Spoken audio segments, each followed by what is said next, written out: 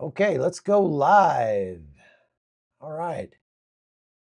Hey, everybody, how's it going? Chuck Holton here, back at my studio in Panama after a couple of days of a lot of travel. I had to run back to West Virginia to take care of some business, and oh man, do I have some stories to tell you from what went on there. I'm going to do a whole live on the topic, and that'll be coming up probably over on Locals. We'll probably do that directly on Locals. Uh, Thank you for joining us. Do me a favor and just post in the chat where you're watching from, because we like to see where people are coming in from. We got somebody from Ohio that just came in. Hey, babe. There's my lovely wife. And another one from Southern Idaho, Finland. This is what I love about this. This is crazy. People coming in from all over the place. And I get approached now quite a bit wherever I go. I'm really surprised at how many Hotzonians there are just all over the place. Okay, let's get to the news. We're going to be talking today. We're going to do an overview of the war in Israel, tell you what's going on there. We're going to talk a little bit about the war in Ukraine, especially about the massacre that took place on Palm Sunday, just yesterday, in the city of Sumy, which is up near the Russian border. We're going to talk about that. But first, let's talk about what's going on in Yemen. The news is that the Yemeni government, now again, remember to differentiate between the Yemeni government and the Houthi government, because the Houthis are a rebel group that took over from the internationally recognized Yemeni government. And as I've said before, those guys aren't fantastic either, and not good friends of the United States necessarily, but they are recognized as the legitimate government of Yemen, and they still hold, I guess, somebody from Yemen actually wrote me the other day and helped me understand it a little bit better. The Yemeni government actually still holds the vast majority of the territory in Yemen, but the Houthi government controls the area where most of the people live, which is not on the western coast. So the Yemeni government has been marshaling its troops, mobilizing about 80,000 soldiers, which they plan to use to retake the areas that are held by the Houthis, starting in Hodeidah, the port city. Now, this is with backing from the United States. The U.S. has special forces on the ground in Yemen, working with the Yemeni government to help mobilize and train these troops. And when the Yemeni government goes to battle against the Houthis, it's likely that the United States will be assisting directly in terms of air support for those ground troops. So we probably will have combat controllers on the ground, JTACs, who will be able to move with the Yemeni forces, call in fire from above, or Hellfire missiles, or whatever we want to use, and then direct that fire onto Houthi targets to help them. We're just sort of putting our thumb on the scale a little bit to help the Yemeni government retake area from the Houthis. And again, it's not because we're such good friends with the Yemeni government. It's just that they have promised not to shoot at the ships that go by Yemen. And that would be a really good thing. And so you've heard me saying all along, the United States cannot bomb its way out of this problem. There's going to have to be troops on the ground. And that's what we're seeing. We're seeing the United States leveraging its special operations forces to raise and arm and train enough men from the Yemeni government in order to go in and fight against the Houthis and hopefully push them out. The aim is to encircle the Houthis in Hodeidah and then advance toward Sanaa. If they can retake those two cities, they will have the majority of the area that's held by the Houthis already. Now, I talked a lot about the history of this conflict in my last live. If you go back last week on Friday, um, I talked about the fact that there was a 7 years or so where the UAE and with help from the United States was fighting against the Houthis uh, with the Yemeni army, the Yemeni troops, and essentially failed.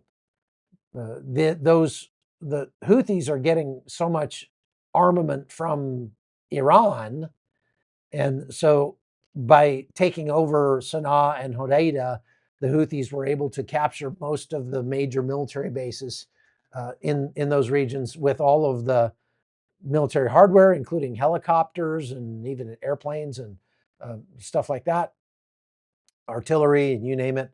So it's one thing when they're a scrappy group of desert dwellers with long guns. It's another thing when they get tanks and armored personnel carriers and helicopters. So where did the HS come from? I'm going to move this over here so I can keep track of your comments here.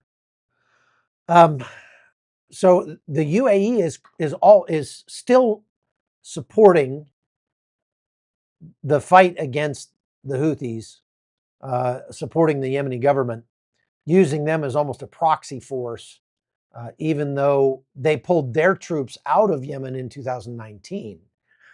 The whole point here is to just secure the maritime routes and counter Iran in in Yemen and elsewhere. Okay, so over the weekend, the Houthis launched 2 missiles toward Israel. Sirens were going off in Jerusalem. I got a video sent to me from Chris Mitchell, who's in Jerusalem, of the sirens going off in Jerusalem. And that's because that Houthi missile was headed toward Ben Gurion Airport in Tel Aviv. It was intercepted by the IDF, but it was in Israeli airspace this time. And so there was some shrapnel that fell in Hebron. That makes more than 20 missile or drone attacks since March 18th, when everything restarted in Gaza. All the fighting's restarted in Gaza. So despite the hundreds now of sorties that the United States has flown, the missiles that we've fired at the Houthis in Yemen, they're still going. We've hurt them somewhat. We might have degraded some of their capabilities. We've certainly taken out a lot of buildings, and we've even killed some of their leadership. But the 10 airstrikes that they did yesterday, added to the total, are not doing the job. So I'm putting up over at chuckholton.com a graphic that shows the number of U.S. military cargo aircraft that have flown to bases in the Middle East over the last month. And it is substantial. This is the largest buildup of U.S. forces since the beginning of the war in Iraq, when we sent hundreds of thousands of U.S. troops over to Iraq, and that coalition of the willing that started that 20-year war in Iraq.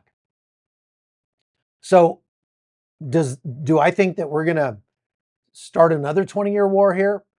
Not necessarily. I think that this is going to go on for years, without a doubt. But we'll beat them back into their holes enough to, say that we did something, and then we'll back off, and that'll give them time and space to, grow again and become more of a threat again. And then we'll cut the grass again. And unfortunately, that's kind of the modus operandi of the U.S. and Western powers anymore.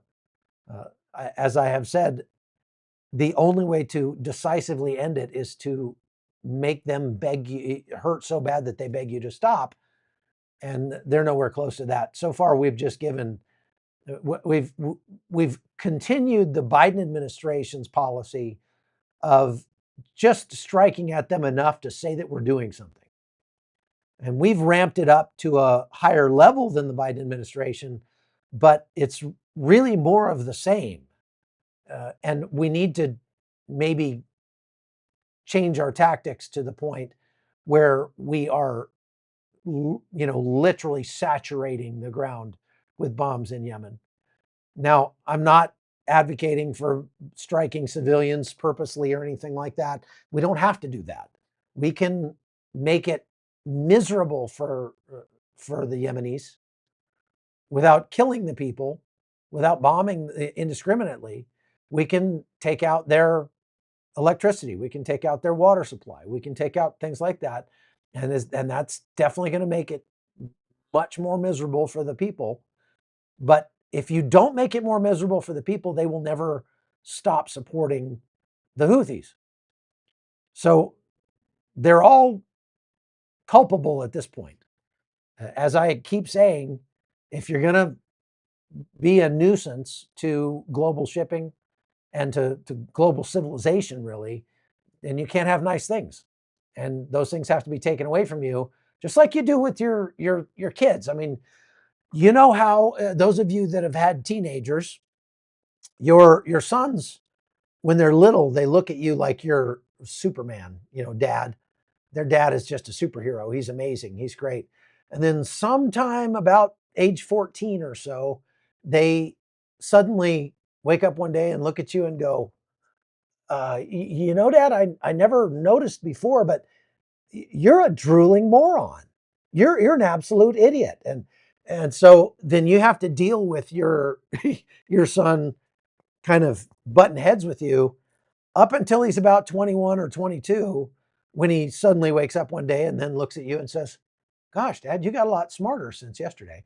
Um, and in the meantime, in that time where you're butting heads, if your son is, not towing the line in the house, our rule was, hey, if you don't do what you are responsible for doing in this house, then you don't get to have nice things. So we would start by taking away your phone. We'd start by taking away your playtime. We'd start by taking away. We even got to the point where we were contemplating taking the doors off their bedroom, or even taking the furniture out of their bedroom, and taking their clothes away. And because we're the ones who are providing you with all these nice things. And if you're not going to play ball with us, then you don't get to have those nice things. So all I'm saying is that we kind of need to deal with the Houthis in the same way. They're definitely a simple lot, without a doubt, and they only understand the projection of power. They're not going to understand dialogue. They're not going to engage in dialogue. That's not who they are. So Travis asks where the Houthis come from originally. They are a people group that has existed, desert dwellers out in Yemen, in that area, for centuries. But it's a tribe that just got sideways with the Yemeni government and decided to take over. My friend's teen started smoking. Yeah, well, if he starts smoking, he's not getting an allowance. He's not getting look, you got to choose your battles with your kids, right? And you got to choose your battles with the Houthis as well. So I think that in this case, the buildup is more a message to Iran than it is a plan to saturate Yemen with airstrikes, unfortunately. Again, 60 airstrikes over a weekend, 30 airstrikes a day in a country the size of Yemen, it's not near enough. It's not near enough. It has to be ubiquitous and pervasive and consistent and constant. And if we make that bombing constant, where it just nonstop, the people of Sanaa are unable to sleep because their house is shaking nonstop from all the bombings. and they don't have any electricity, and they can't get food, and they can't get fuel, and they can't get water, in very short order, they're going to capitulate. You take away their water supply, they're not just going to sit there until they die of thirst. They're going to get pretty thirsty, and then they're going to capitulate. And that's really what if we really want to win this, that's what we're going to have to do. Now, let's move on to the Gaza Strip. The IDF operations have been expanding the northern buffer zone in Gaza and the southern buffer zone in Rafah. They're expanding it more every day. This is the new objective. It's really an extension of the old objective. The objective since the beginning of the war have been destroy Hamas, get back the hostages, and safeguard the people of Israel. Well, they've yet to destroy Hamas. They've yet to get back the hostages. But the unpublished objective in Gaza, I've been saying this for a long time, and I know a lot of IDF who agree with me on this. The covert or unspoken objective in Gaza is to make sure that the Gazans understand what a bad idea it would be to attack Israel ever again. And the way that they're doing that is by making it hurt on purpose. They're saying we're making a 2-kilometer buffer zone over a mile all the way around Gaza, wherever it touches Israel and in Egypt. And we're flattening every building in that 1-mile zone. It's going to be a no man's land. And Israel is going to take and keep it.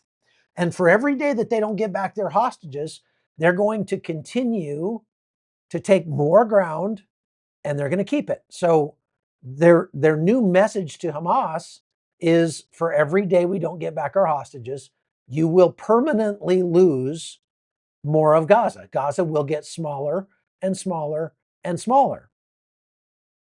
So they already used to talk about Gaza was one of the most densely populated places on planet Earth. That really isn't true. There are many places in China and in Asia that are far more densely populated than Gaza was. But it's going to be even more densely populated in the areas where people are going to be allowed to live, because they are taking out entire neighborhoods and just destroying them. Not to mention the fact that in the areas that they will allow Palestinians to move back into eventually, if they find any kind of military utility in any building, whether that's storing weapons, it's a tunnel entrance, there's a fighting position, there's booby traps, anything like that, they're just flattening that building. And that would apply to just about every building in Gaza. And that's why they say that 92% of the housing in northern Gaza, at least, has been damaged or destroyed. If you're going to attack your neighbors, you don't get to have nice things. That's the way it works. So they're expanding that buffer zone. They hit more than 90 Hamas targets over the weekend. So that's a lot. I mean, that's a greater operational tempo than they have had in quite some time, or really ever. It's probably the most intense and the largest number of troops and attacks or operations that the IDF is conducting right now in Gaza than at any other time in the war. They have made targeted strikes on the Han Yunis police commander, took him out. Hamas command center in the last remaining functional hospital in Gaza, according to the AP, which is not, I don't know how you got to be very careful about those sources. AP is totally in the tank for Hamas. But they did strike a hospital in Gaza, and they're getting a lot of flack for that in the mainstream media. What the mainstream media isn't saying is that Hamas was using that hospital as a command center. It was There's plenty of proof. And Israel has shown it. And not only that, but nobody was killed when they hit that hospital because Israel alerted them ahead of time, we're going to wreck that hospital. You guys better get out. And they did. Everybody left. And then they blew up the hospital. Look, they have to go after the enemy where the enemy is. It doesn't do any good to go after the enemy where he isn't. And if the enemy is hiding among the civilian population, then you bomb the enemy where he is. And if the civilian population gets killed or wounded, that is the fault of Hamas. Israel goes a step further than the United States goes in situations like that by alerting people and warning them to get out of the way. When the United States went into Ramadi, for example, in Iraq, we didn't do that. We told everybody, look, you got 24 hours to get out of the entire city. And anybody that's left in the city after that is going to be considered a combatant. A lot of people didn't leave. And the United States went in and just started dealing in there. The IDF also took out a sniper cell commander in Deir al-Balah at the municipal building. So they hit Rafah's Tel Sultan neighborhood and are expanding the buffer zone there. They blew up 2 UNRWA schools in Gaza City. The crazy thing is, I mean, these UNRWA schools, civilians go there to take shelter. Then Hamas comes in and starts planning military operations or whatever. Israel's got eyes on these things. They know now to watch the schools, watch the mosques, watch the hospitals. And so Israel's watching all of those places very carefully. And sure enough, there's Hamas going in and out with weapons. And so they alert everybody and they blow up that building. So just keep in mind that by doing this, the IDF is choosing not to degrade the enemy so much as to deny them territory. Okay, they could, if they see a bunch of Hamas fighters go into that hospital, they could flatten the hospital and kill all those fighters and take them off the table completely. But because of the moral component, Israel prefers, I don't know if prefers is the right word, chooses to alert the people in the hospital to leave, in which case all of the Hamas fighters leave the hospital, and then they just destroy the hospital. So they're going to have to find a new place to meet. Well, extend that out to its logical conclusion. If you carry that to its logical conclusion, then before too long, there will be no buildings left in Gaza, and there will still be a whole lot of Hamas fighters. There just won't be any buildings. Question, what will embarrass the leader? He needs to be embarrassed in front of all his friends. I'm not sure what leader you're talking about there.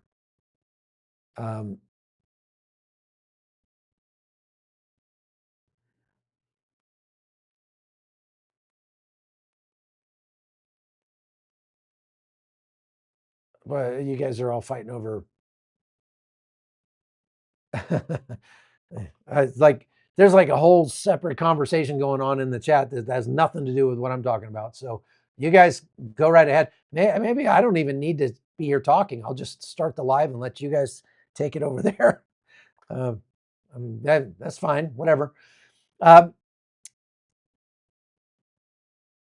right. So 5 rockets were fired out of Gaza over the weekend toward Israel. There were no damages or no injuries from that. But then immediately the IDF issued evacuation warnings for Han Yunis and Nuseirat and then bombed those 2 places. Hamas also released a new propaganda video of U.S. Israeli hostage Aidan Alexander. Now that they've already put him in a video before, and this is just psychological warfare. They're just trying to increase the pressure on the Israeli government to negotiate a peace deal. Now, the Israeli government has been talking with the mediators, not directly with Hamas, about starting a new ceasefire deal. They said, look, if Hamas will release 10 live hostages, we will give them a 7-week ceasefire, or 70 days, 70-day ceasefire, and like over 1,000 Palestinian prisoners, some of which will be deported out of Israel and not taken back home. Hamas wouldn't agree to that. They want a phased hostage release where they release a couple and then a week later release two or three more. And Israel has said, no, we're not doing that again, because it is designed to torture the Israeli people. It is psychological torture for the Israeli people to have to wait and see their hostages get paraded around Gaza, which is completely against the Geneva Convention, by the way. Not that Hamas cares, but you cannot parade prisoners around, prisoners of war around, even if, and these are not even prisoners of war, these are civilians. Okay. What is Second Town? Diane Britson says. I don't know what Second Town you're talking about. Yeah, it is very, very cruel, Mama Marissa. The IDF Chief of Staff, as I mentioned before, has been meeting with the hostage families every Saturday and continues to tell them, look, recovering our hostages is our top priority. And so far, they're not getting anywhere on that, but they are managing to whack a couple of dozen Hamas fighters a day and take more ground every day and destroy more Hamas buildings and stuff. So that's where things are in Gaza right now. All right, let's move over to Lebanon and what's going on up on the northern border. Now, apparently, Hezbollah has transferred 190 military outposts of theirs over to the Lebanese army. That's not all of them.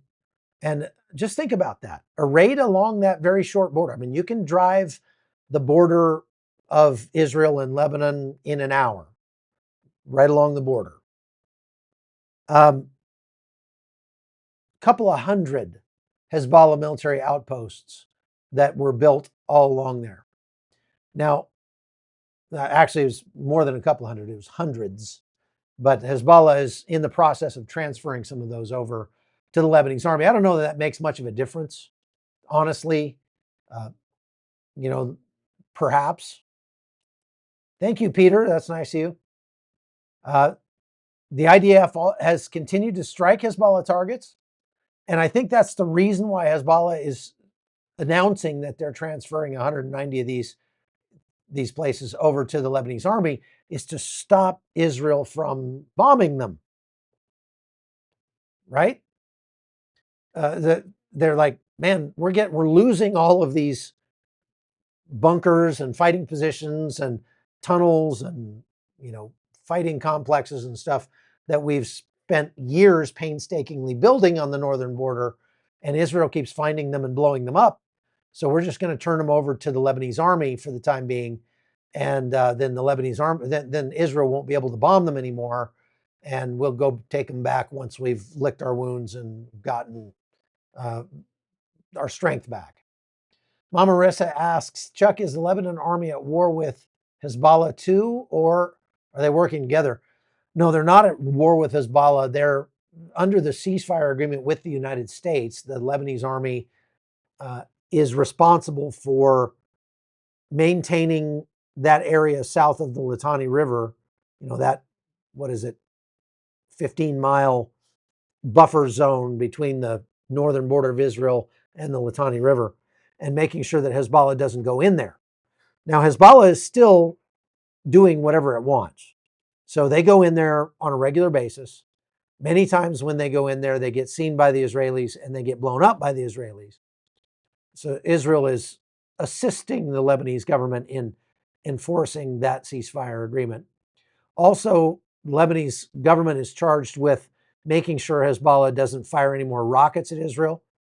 And so in the several times when rockets have been fired out of Lebanon toward Israel, the Lebanese army goes rolling in there after the fact and finds the launchers and takes control of those. But suffice it to say, the Lebanese army is more or less friendly to Hezbollah.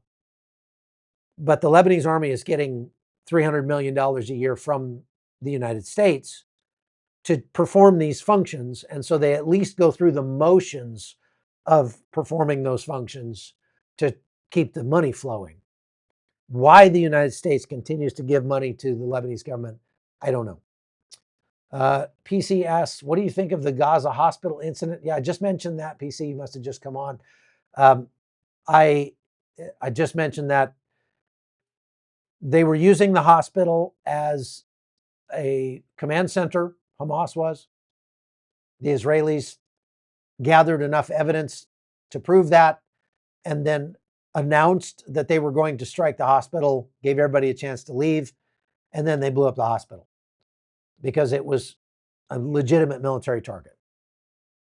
That's the end of that story. I mean,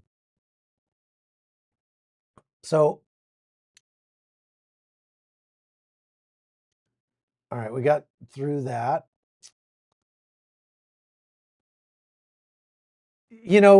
I'm getting pretty tired of these leaders from around the world, leaders of Norway and Spain and Ireland and Sweden and places like this, who are coming out in support of the Palestinians.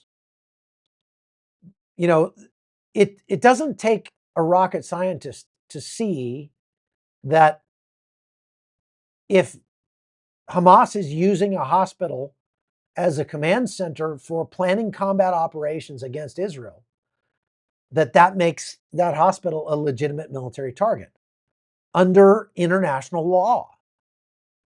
You don't have to be a military expert to figure that out. A 30-second Google search could help you figure that out.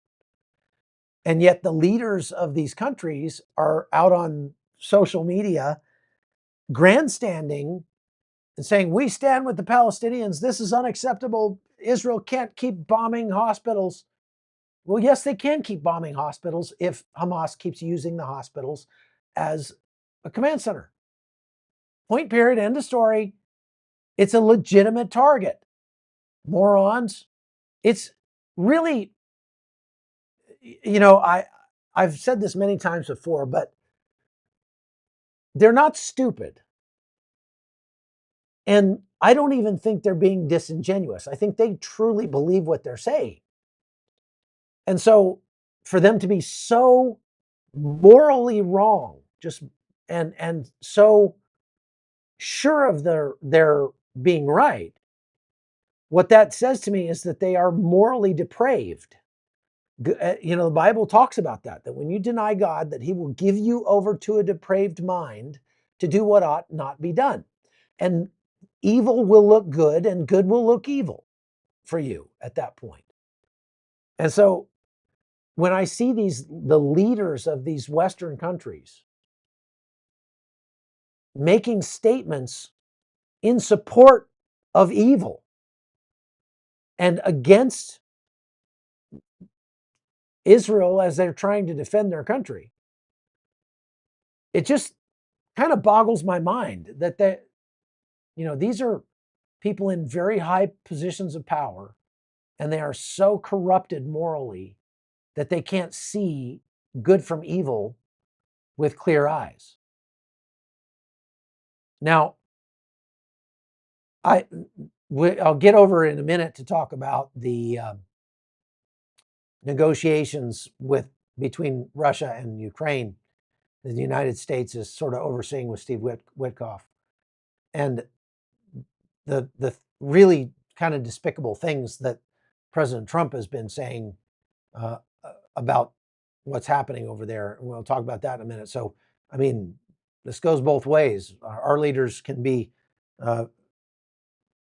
can speak out, and do I think President Trump is depraved? No, I don't think he's depraved, but I think he has a very poor understanding of the situation in Ukraine. And unfortunately, so does Steve Witkoff. Now, Steve Witkoff, think about this right now. Steve Witkoff is doing hostage negotiations in between Gaza and Israel, peace negotiations there. He's doing peace negotiations between Ukraine and Russia, peace negotiations between the United States and Iran.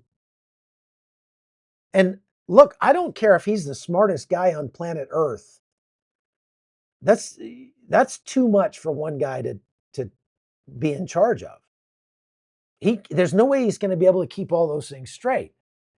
And it may simply be because he is not properly facilitated to actually make deals. But what I have seen from him is he goes into these negotiations immediately offering concessions to the aggressing party before even making a set. So this is what I don't get. Like, how does this foreign policy work? Like, we're going to make these bold and inflammatory statements bashing our allies in Europe and our allies in Latin America and elsewhere around the world. But we are going to go hat in hand to some of the biggest monsters on planet Earth, guys like Vladimir Putin, and say, before you say anything, before, we tell you what we want, here's what we're willing to give you anyway. That does not project strength from the United States, and it makes us look weak. It puts us in a weak position. It is definitely not the art of the deal. I don't know what you call it, but it's not the art of the deal. So Macron from France is another one of those guys that is, out there trying to insert himself into all of these conflicts and try to be the peacemaker, but he just does it backwards. He's, calling for a Palestinian state, albeit Hamas free, so kudos for that. But he's calling for nuclear talks, for talks with Hamas to be held in June, to have a peace conference in June. So we'll see what happens there. As far as the Iran nuclear talks go, the United States is holding direct nuclear talks now in Oman with Iran. So this is something that President Trump wanted to see. The Iranians said, we will not hold direct talks. We will only hold indirect talks with the United States. They went and had talks in Oman that were partially indirect and partially direct. I don't know about partially direct. They had a photo op where Steve Witkoff and the Iranian delegation shook hands. And that was about as far as the direct negotiations went. All the rest of the negotiations were indirect. Who won that first round of negotiations between the United States and Iran? I think pretty much everybody says Iran did, because Steve Witkoff, okay, so they showed up saying, President Trump's been saying, all of his advisors have been saying, Iran has to completely give up its nuclear program and stop supporting its proxies around the world and give up its missile program, right? That was the red line from President Trump. You got 2 months to come to the table and make an agreement on how to completely dismantle your nuclear program, 100%. They call it the Libya plan because that's what Libya did, was completely give up their nuclear program. And anything less than that will be unacceptable. That was how it started. When Steve Witkoff showed up, he walked in and immediately started talking about, well, we just want you to get rid of your, or to agree not to enrich your uranium any further than you already have. You just need to get your uranium enrichment levels back down to acceptable levels. Do you understand? Iran has a lot of uranium that is enriched to about 60% purity. In order to be used as a weapon, for a nuclear bomb, it has to be enriched to 90% purity.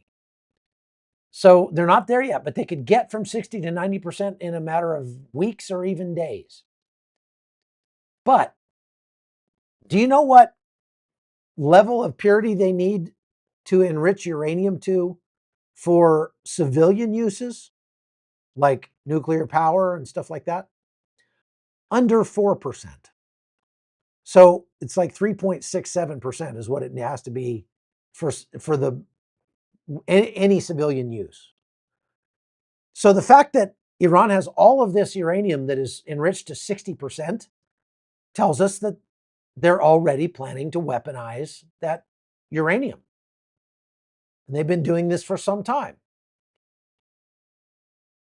So while we're still warning of military consequences if the talks fail, we've already given up the high ground, so to speak, by saying, we're not going to talk about you guys getting rid of your complete nuclear program. We just want you to get rid of the weaponized portion. And there was nothing in the discussion about Iran stopping supporting its proxies or giving up its missile program, which is a year ago yesterday, Iran attacked Israel with the largest ballistic missile attack in world history to that point. So their missile program is designed specifically to attack Israel. So, and Witkoff is just like, oh, glossing over that. Yeah, no, we're not going to talk about that. I'm not impressed, I have to say. And I tell you who else is not impressed? The Iranians.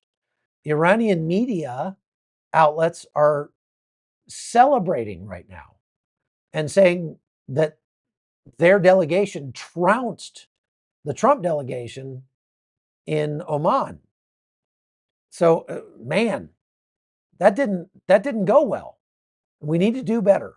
Now, just keep in mind, there have been multiple Iranian assassination plots that have been proven where the IRGC, the Islamic Revolutionary Guard Corps of Iran, has sent agents into the United States to assassinate the President of the United States and other politicians and leaders. There were plots against John Bolton, Mike Pompeo, Oliver North. The United States has said, look, these are acts of war. Well, if they are acts of war and we have proof that Iran is still doing them and has done them in the past, what are we talking to Iran about right now? I mean, look, the program that Steve Witkoff brought up in these talks, I have to say, it looks a heck of a lot like the JCPOA, the Joint Comprehensive Plan of Action that the Obama administration agreed to with Iran, which Trump pulled out of in his first term. So Trump didn't like it at all in his first term. The Iranians now come to Witkoff and say, we want you to unfreeze all of our assets. We have billions of dollars around the world. We want all that unfrozen. We want the sanctions lifted against Iran. And we're going to keep our missile program. And, oh, by the way, we're going to keep shipping stuff off to these proxies around the world. That's not a good deal. So they continue to threaten our country. They continue to threaten our president. If there is not a military response to that at all, I will be surprised. I do still believe that there will be a military response against Iran. Let's hope. When our forefathers said in the Constitution, freedom of religion, does that include militaristic political cults like Islam? Well, I don't think that the founding fathers imagined that freedom of religion would mean anything that you wanted to call a religion, including a death cult. And that's not the only, look, radical Islam is not the only death cult out there in the world. I don't think the founding fathers, when they wrote the Constitution, looked at that statement. Those people were believers in a Most High God. You go back to 1776, and if somebody had walked in and said, I'm going to form a pagan sex cult or a satanic worship center or something like that, not only would they not have allowed that, they would have probably tarred and feathered that person or hung them from the nearest tree. And this is very common. Evil people will pervert everything to make it worse. This is Satan's MO. I mean, it's what Satan does. He takes every positive thing and turns it to something negative. And somebody asked me years ago, how do you know if something is good or evil? I mean, what's the standard that says this is good and that's evil? Well, the standard is good leads to life and evil leads to death. So anything that leads to life and human flourishing, that's good. Anything that leads to death, that's bad. That's evil. And these, I don't know, godless leftists and communists and socialists, and you could go down the list. They use the freedoms that our founding fathers gave us and pervert those things from, every like the pursuit of happiness, let's say. They pervert that and twist that to mean erotic liberty. I can diddle whatever I want out there, that sort of thing. So no, I don't think they meant that when they made the Constitution. That's my opinion. Now, I want to talk about one other thing. Hezbollah, and not just Hezbollah, Iran, Russia, their drone manufacturing capabilities. There was a report out yesterday that shows how much Western equipment is still finding its way into these drones that are killing people in Israel and in Ukraine. The Hezbollah drone network in Europe came out. They had a huge smuggling ring in Spain and Germany and the UK that was supplying components that went into these explosive drones. I recall, for example, seeing one drone in Ukraine that got shot down, and there were 26 parts on that drone that came from Western companies.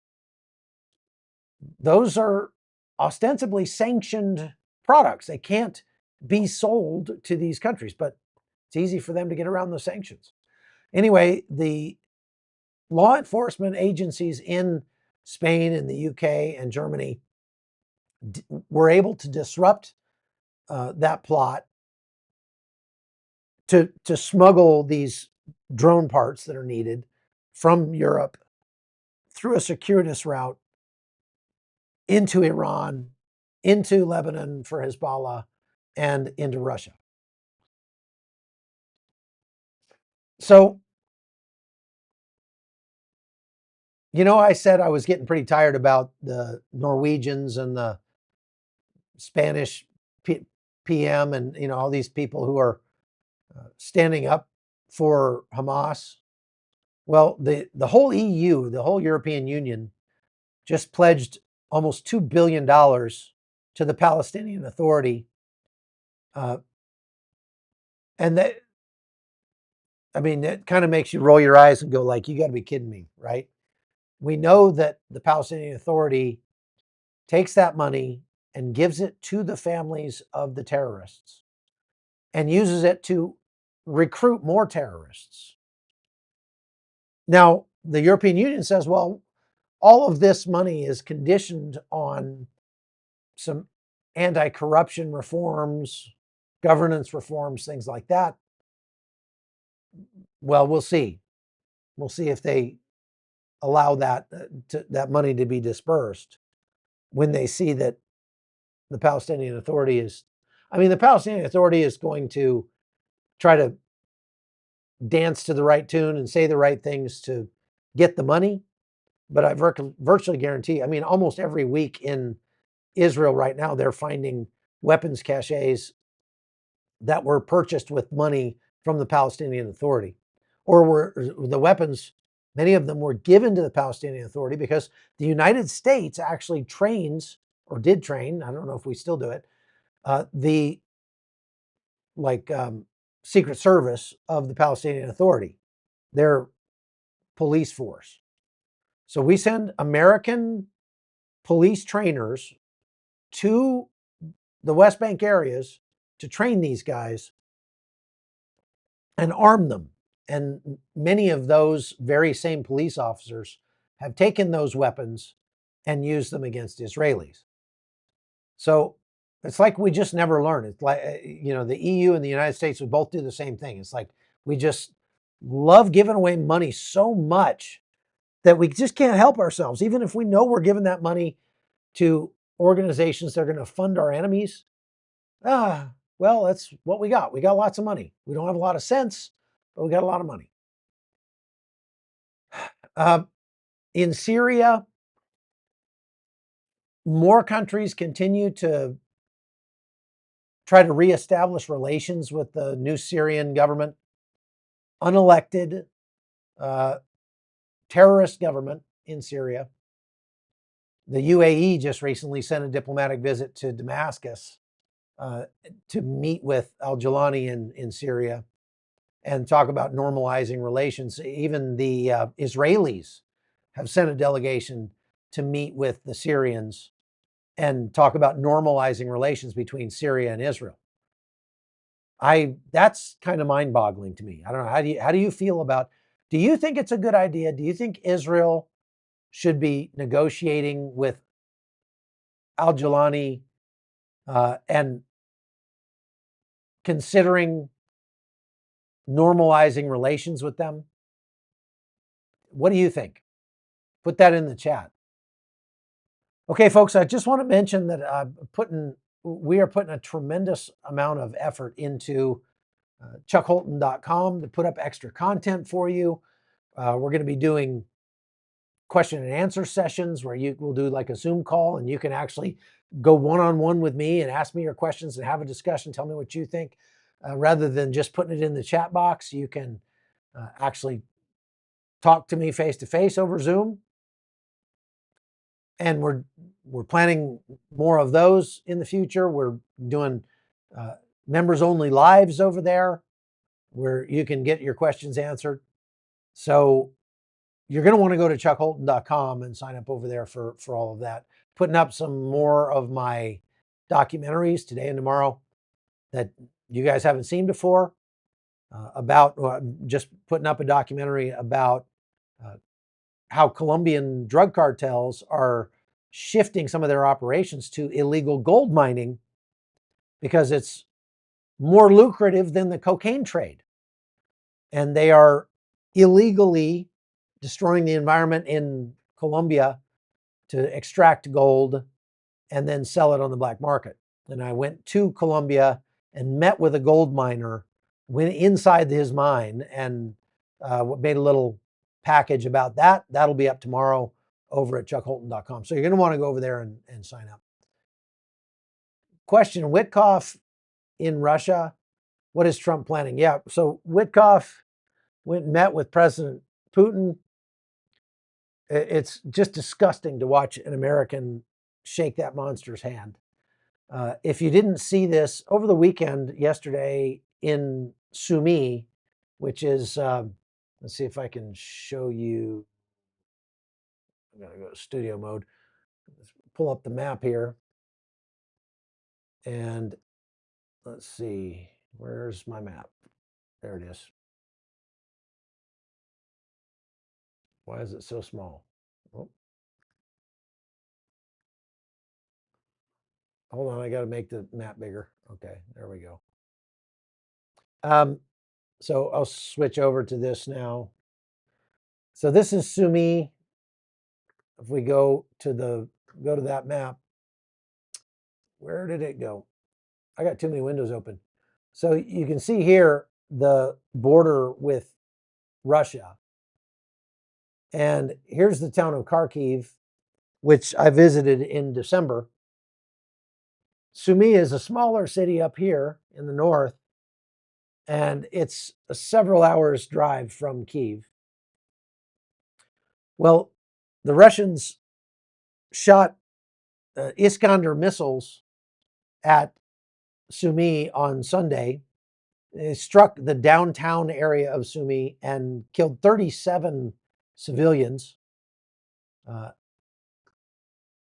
go back to there. Killed 37 civilians. I can't show you the footage. It's just far too graphic. Many of them were children, women. Most of those people were on their way to church to celebrate Palm Sunday. And it wasn't just that missile. And this was like a double tap.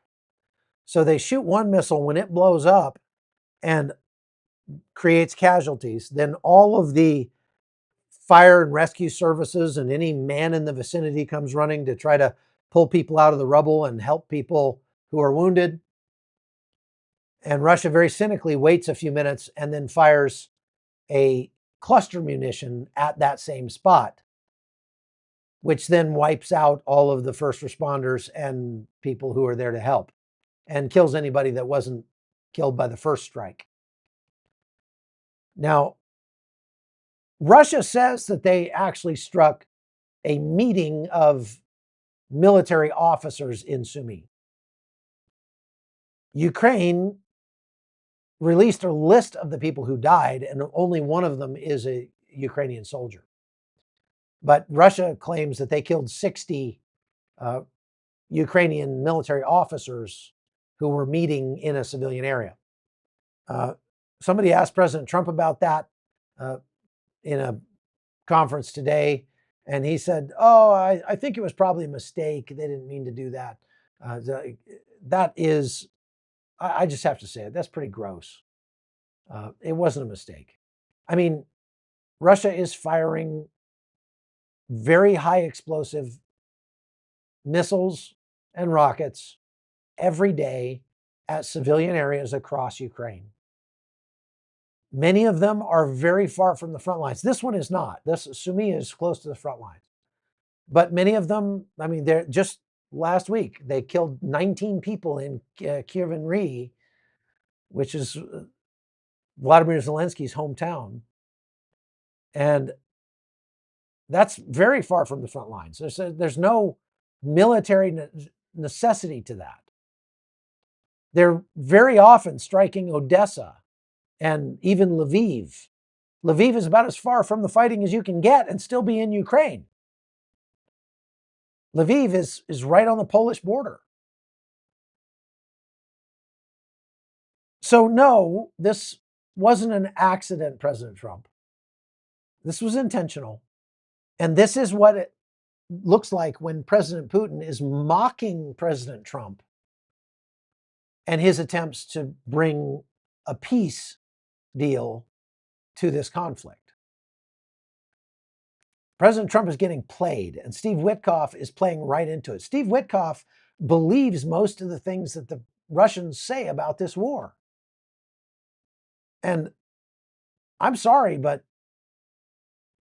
if you got somebody that's that just devoid of reason and can't see the moral forest for the trees when it comes to this conflict, that guy should not be your negotiator for a peace deal. Send Marco Rubio. Marco Rubio gets it. Marco Rubio posted on Twitter over the weekend a condemnation of the strike in Sumy, but then, of course, had to temper that by saying, this is why President Trump wants so badly to bring peace, a lasting peace in Ukraine. The problem is the lasting peace that President Trump is pursuing through Steve Witkoff is a loss for Ukraine. Look, Ukraine is not fighting because they want to. President Trump said something else ridiculous about that today, where he was saying that if it wasn't for Russia and, no, I'm sorry, if it wasn't for Joe Biden and President Zelensky, this war would have never started. President Zelensky did not start the war in Ukraine. Now, Joe Biden certainly could have done more to stop it, other than just saying, don't into the camera.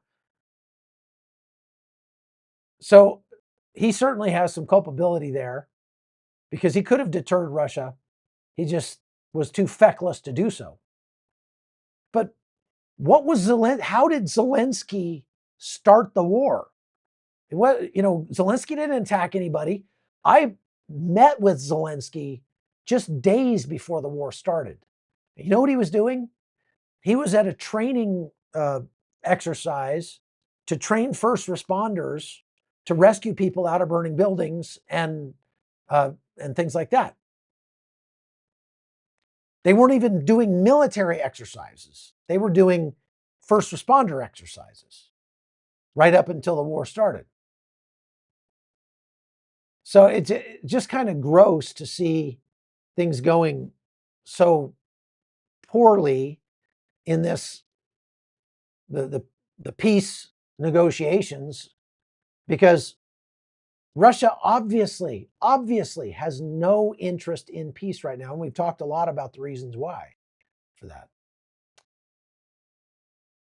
PC says, I read 20% of Eastern Ukraine might get handed to Putin. That's correct. They're talking about, Witkoff is talking about giving Russia areas of Ukraine that Russia hasn't even taken, that have never been held by Russia.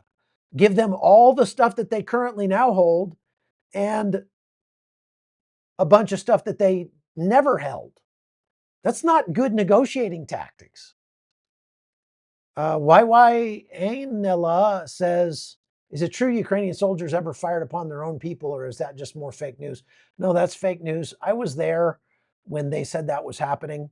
I was right on the red line with the Ukrainian troops, and they were not firing at anybody. And on the other side, about 1 or 2 kilometers from where I was standing on the red line, was the Luhansk airport.